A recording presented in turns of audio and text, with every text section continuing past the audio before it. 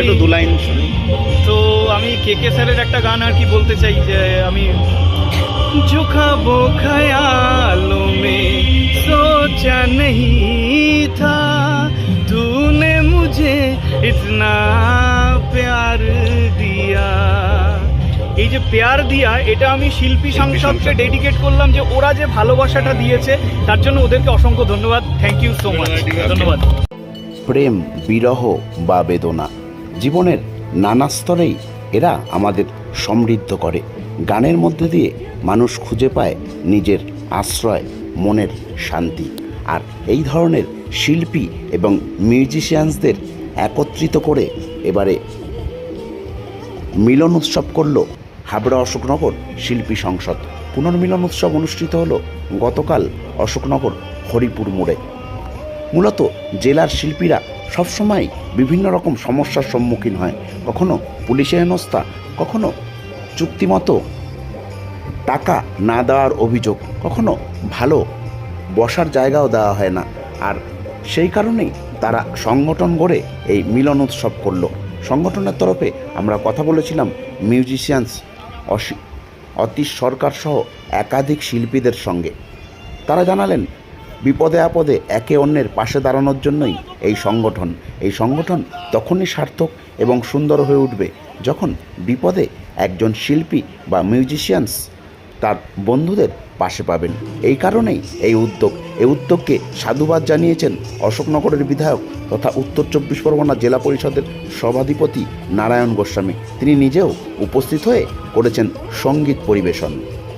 কারণে এই ভাবনাটা মূলত হচ্ছে শিল্পীরা তো বিভিন্ন জায়গায় স্ক্যাটার্ড, মানে ছড়িয়ে ছিটিয়ে থাকে। আমরা যদি সবাই একসঙ্গে থাকতে পারি তাহলে সংস্কৃতির উন্নতি, একে অন্যের সাহায্য করতে পারি বিভিন্ন সময়। আমরা তাহলে মিলনটা বড় ব্যাপার, সবাই যাতে এক হতে পারি, আমরা আলাদা নই।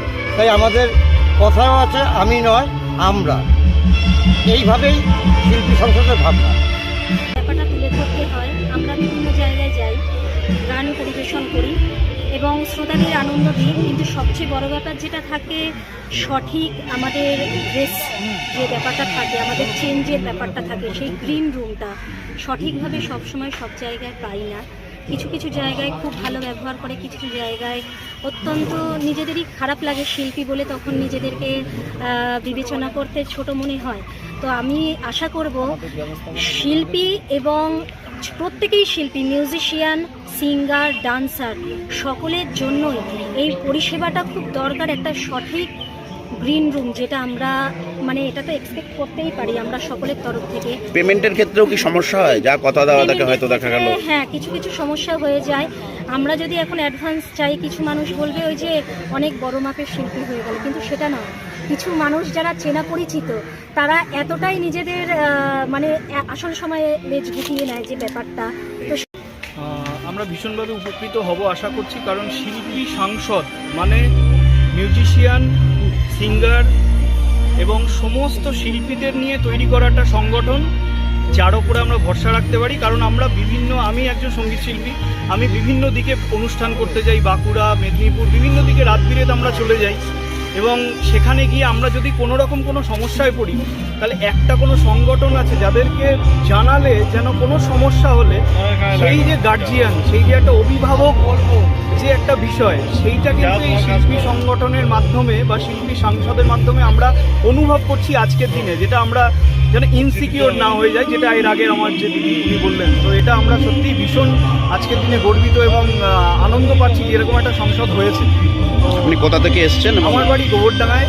আমি হচ্ছি আপনার নাম? আমার নাম জিৎ, আমি একজন সঙ্গীত শিল্পী। এবং আমি একটা কথা বলবো, আমার আজকের এই অনুষ্ঠানে এসে এবং এদের যে আতিথেয়তা, শিল্পী সংসদের মানে যারা সিনিয়র আছে, আমি অত্যাধিক জুনিয়র, তাদের যা ব্যবহার পেলাম আজকে, আপ্লুত। ভালো লাগে। সংগঠন হওয়া উচিত। আমাদের মনে হয়েছিল অনেকদিন আগের থেকে আমরা ছোট ছোট অনুষ্ঠান করেছিলাম। এর আগেও আপনারা এসেছিলেন, আমাদের যে কোনো ডাকে এসেছিলেন, দেখেছিলেন। আমাদের উদ্দেশ্য আমি নয় আমরা, আগামী দিন আমরা শুধু এটা আধুনিক গানের উপর দিয়ে হচ্ছে বা কিছু রবীন্দ্রনাথ, আমরা আগামী দিন ক্লাসিক্যালটাকেও আমরা তুলে ধরবো এই সংস্থার মাধ্যম দিয়ে। আর আপনারা এইভাবে পরিচয় আমাদের সঙ্গে যেইভাবে রেখে চলেছেন, আপনারা একটু সহযোগিতা করুন। দেখুন, আমরা ভালো কাজের মধ্যে আছি সমাজের, আমাদের সঙ্গে কারোর সঙ্গে কোনো শত্রুতামি নেই। আমরা চাই সবাই একসঙ্গে আসুন, শিল্পীর সঙ্গে আমরা প্রতিটা শিল্পী আমাদের সঙ্গে থাকুন। আমরা তাই শিল্পী সংসদ তৈরি করেছি। আমরা যারা সারা বছর পশ্চিমবঙ্গ এবং পশ্চিমবঙ্গের বাইরেও বিভিন্ন সময় অনুষ্ঠান করে বেড়াই, সকলকে একটি জায়গায় নিয়ে এসে একটা অনুষ্ঠান করে, অর্থাৎ গেট টুগেদার বা পুনর্মিলন উৎসব, সকাল থেকে একদম সন্ধ্যে অবধি একত্রিত হয়ে একটা অনুষ্ঠান করা। আমরা শুধু আজকেই কর্মসূচি নয়, আমরা আগামী দিনে বিশ্ববরেণ্য বিশ্বকবি রবীন্দ্রনাথ ঠাকুরের জন্মজয়ন্তী, ব্লাড ডোনেশন ক্যাম্প, অর্থাৎ সারা বছর আমরা যারা শিল্পী, অর্থাৎ বলতে অনেকে বোঝে সঙ্গীত শিল্পী, এখানে শিল্পী সংসদ মানে সঙ্গীত শিল্পী, মিউজিশিয়ান, সাউন্ড অপারেটর, পরিবহন শিল্পী, নৃত্যশিল্পী, পরিবহন যারা গাড়ি দিয়ে সহযোগিতা করে, নৃত্যশিল্পী, বিভিন্ন অ্যাঙ্কার যারা আছে, সঞ্চালক করে, সকলকে নিয়ে আমাদের এই শিল্পী সংসদ। এবং আজকে আমরা হাবড়া অশোকনগর শুধু নয়, আমরা শিল্পী সংসদ হাবড়া অশোকনগরের নাম দিয়ে প্ল্যাটফর্ম তৈরি করে এই অনুষ্ঠান করছি। 2012-তে তৈরি হয়েছিল।